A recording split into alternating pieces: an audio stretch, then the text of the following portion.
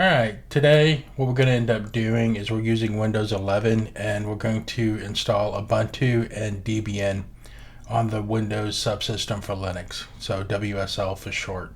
I'm going to show you the easy install method. Windows 11 made this super simple. Like in the old days I had to turn on features, but Windows 11 just made it a one-liner.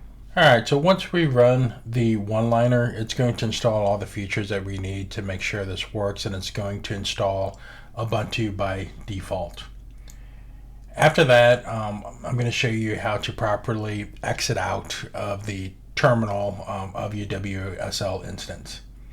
Then I'm going to show you how to find and install other distros, and for example, we'll install Debian just to kind of show you that we can install and work with different systems. And I'll show you how to view what subsystems you have installed. And in our situation, we'll have an Ubuntu and Debian instance.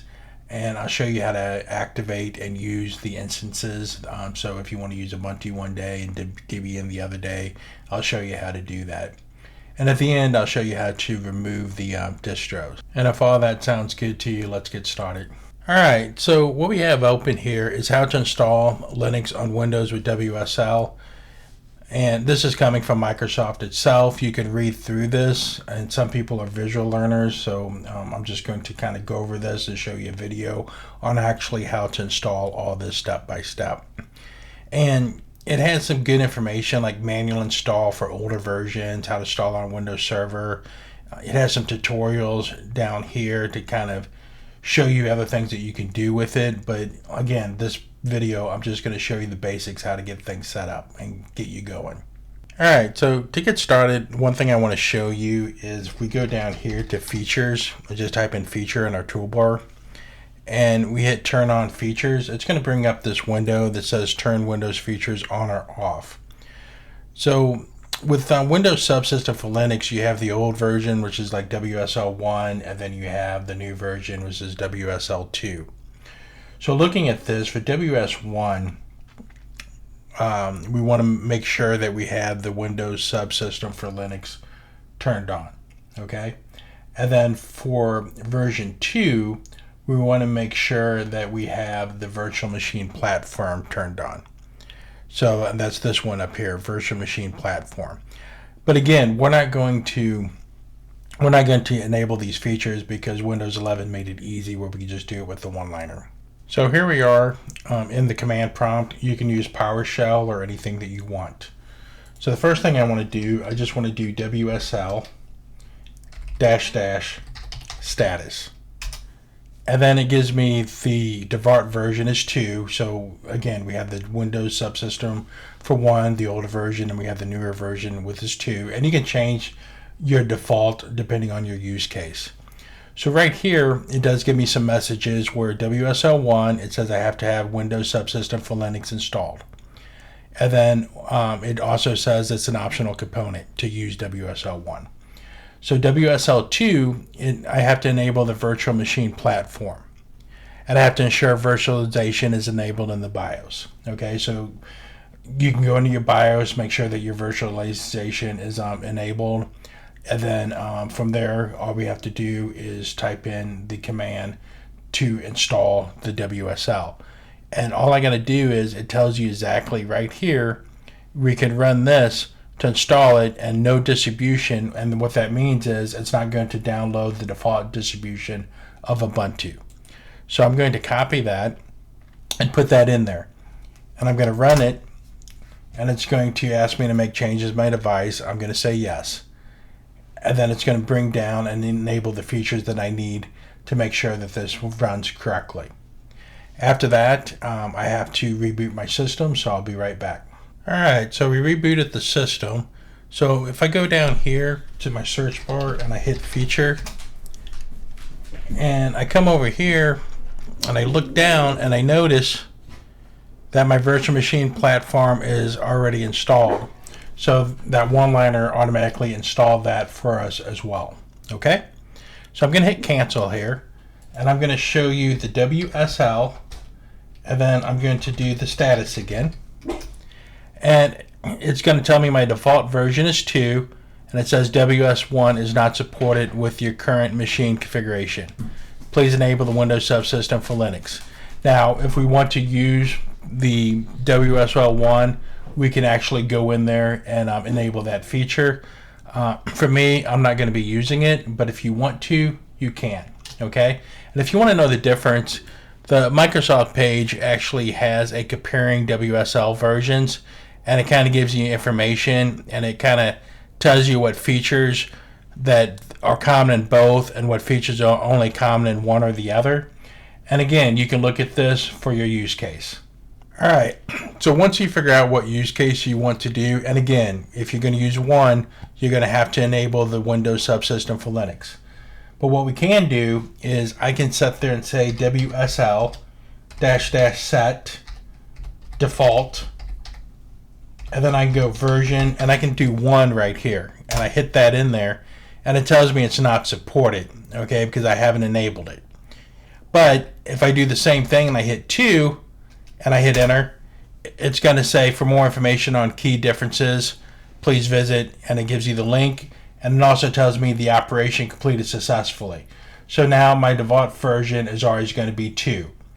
Okay, now I'm going to hit CLS and clear this out, and I want to make sure that my WSL is update to the most current version. I can hit WSL --update,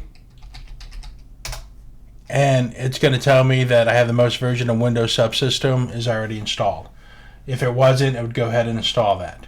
Alright, so what we're going to do now is we're going to install Ubuntu, and by default, if you just do WSL -- install, that's going to install Ubuntu by default.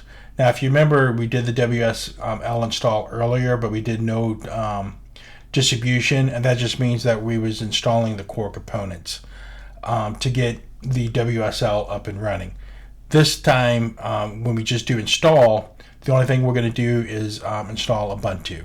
So we'll just go ahead and hit enter, and it's just going to download Ubuntu, and then once that's downloading, it's going to give us the option to input our username and password. Alright, now that it's finished, I have to create a default Unix user account, and this is going to be your first time doing it, so any username and any password going to work because this is going to be your first account. So I'm just going to put in my user ID, then I'm going to put in my password, and I'm going to retype my password, and there it is. I am done.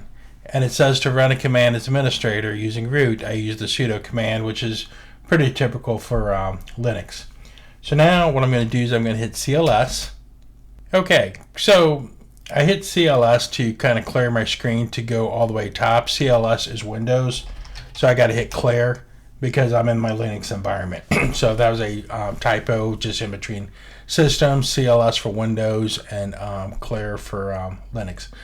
Now that I'm up here, let's say I want to get back to my command prompt and exit out properly. So how would I do that? Well, there's two ways to do it. I can use the exit command like that, or I can use the log out command like that.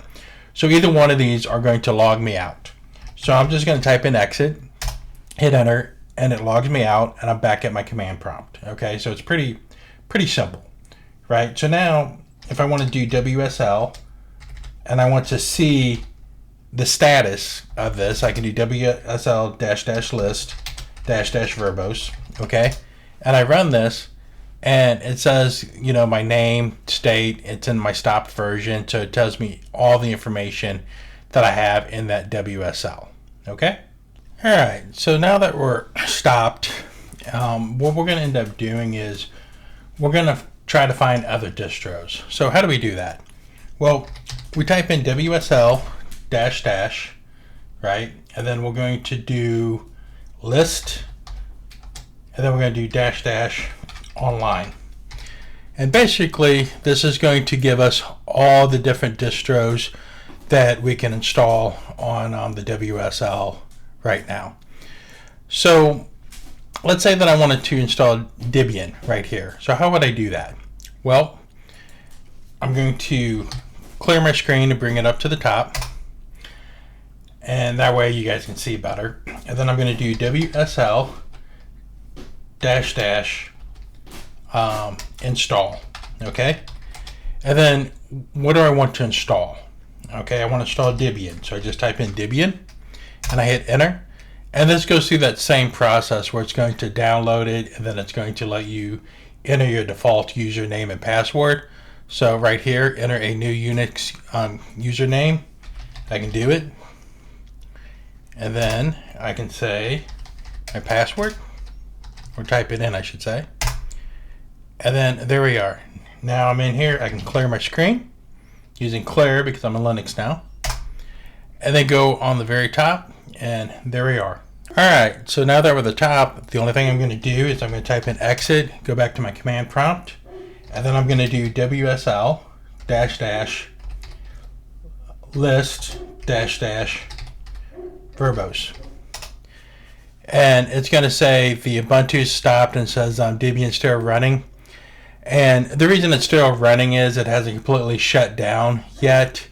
If I ran this again, let's do that. Let me just run this command again and give it a few seconds. And see, it says it stopped. So I ran that command before it was fully stopped. So you will see a difference between running and stopped in there. Now, if you notice, there's this little star here that says Ubuntu is my default. All right, so we know the asterisk, that means that's the default. So every time I try to open up WSL, it's going to show Ubuntu as my default instance.